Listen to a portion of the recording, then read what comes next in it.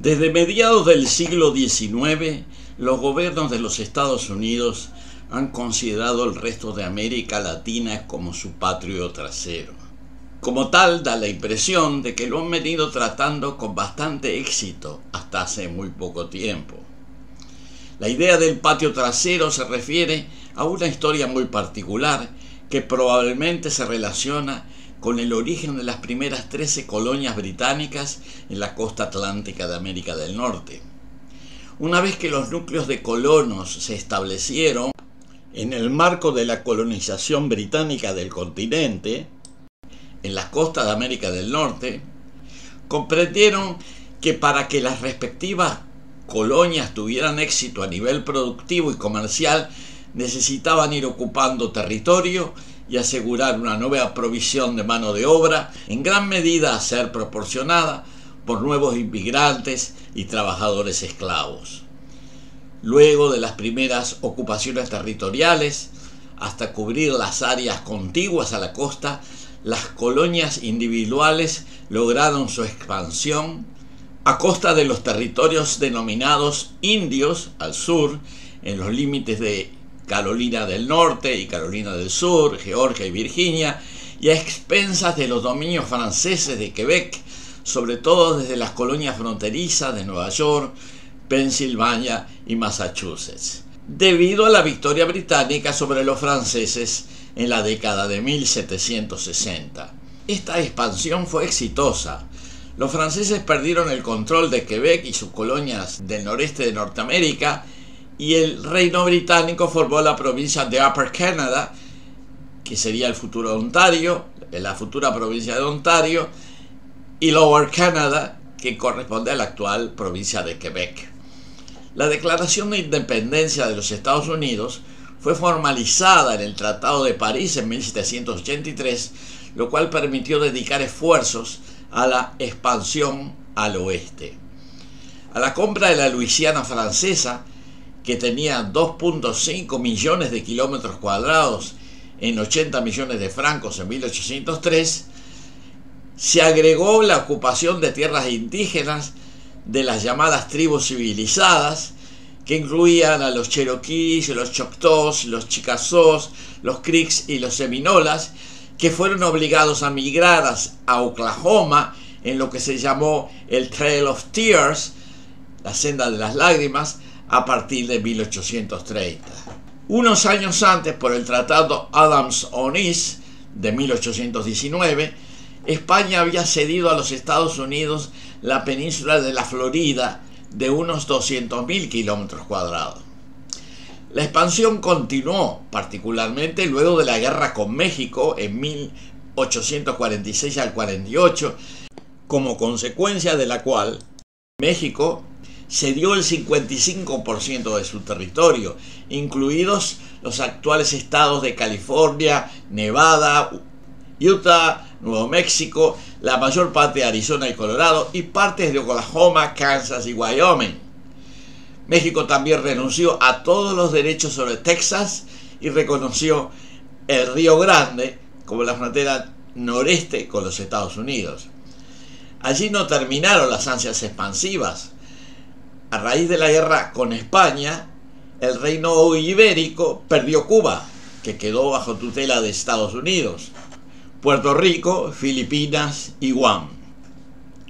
Bajo la Constitución Nacional autorizada por los Estados Unidos, que incluía un aditivo llamado Enmienda Platt en 1901, el nuevo gobierno de la recientemente independizada isla de Cuba, República de Cuba, quedó imposibilitado de establecer relaciones con terceros países sin autorización de los Estados Unidos, y en gran medida se convirtió en un protectorado estadounidense.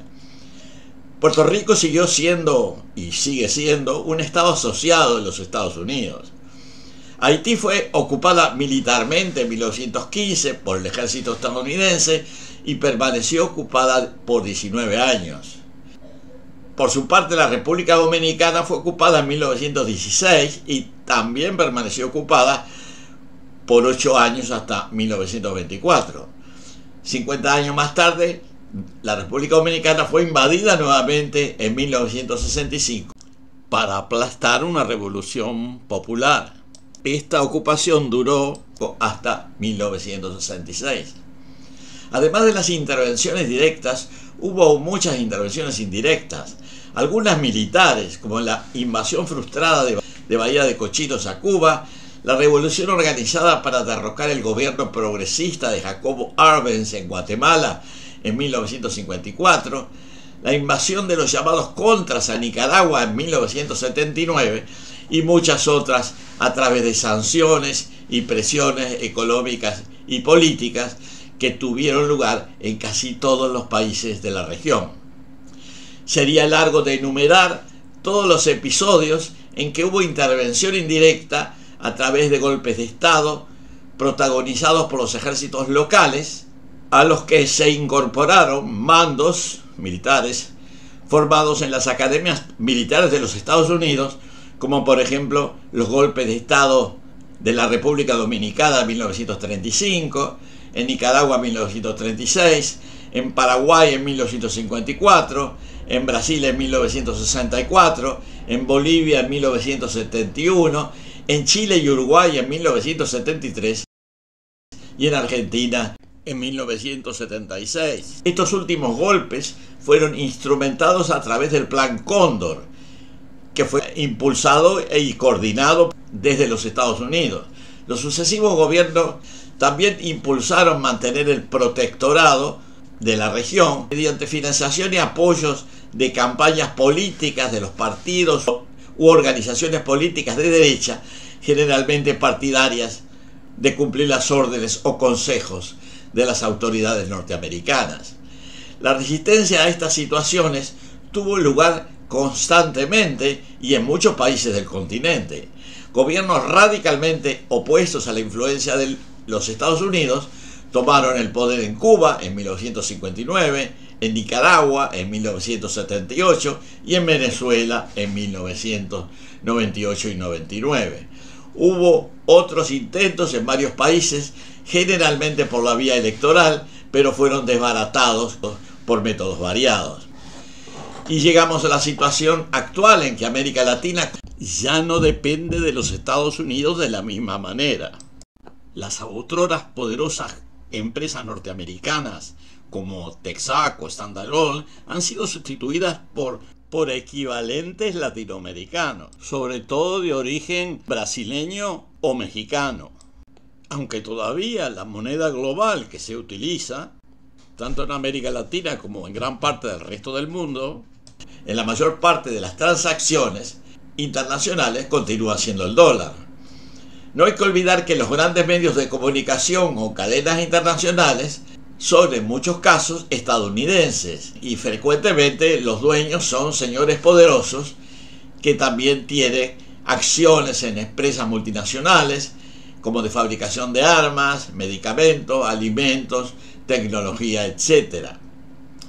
Estos medios hegemónicos a menudo manipulan a la población difundiendo las noticias que les interesan hasta el cansancio y ocultando las que los pueden perjudicar, de modo de ejercer su dominio a través de las modalidades que frivolizan los problemas y procuran convertir a los individuos en seres sumisos y carentes de conciencia crítica.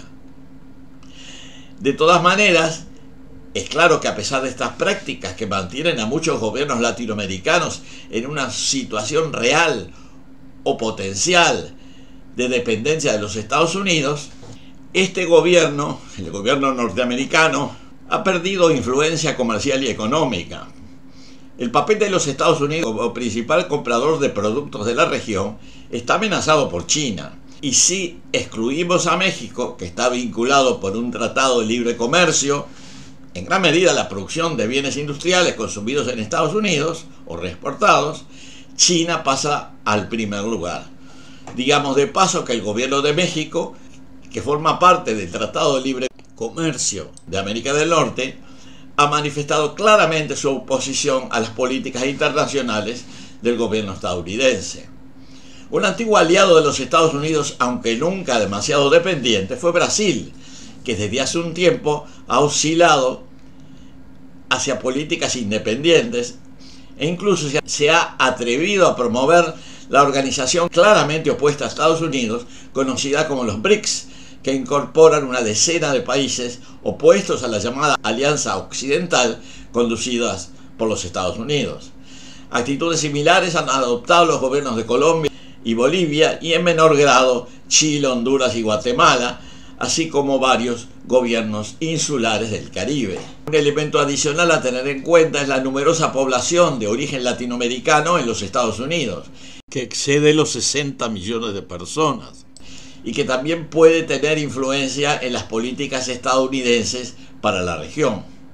En resumen, la situación es compleja y no puede estar separada del resto de la evolución de las relaciones internacionales a nivel mundial. En ese sentido, la tendencia se va delineando. Las mayores potencias de Latinoamérica, Brasil y México, muestran profundas discrepancias con las políticas de los Estados Unidos, y es probable que en el nuevo reencadenamiento de las relaciones y de bloques mundiales, el concepto anticuado América Latina como patio trasero de Estados Unidos sea descartado definitivamente.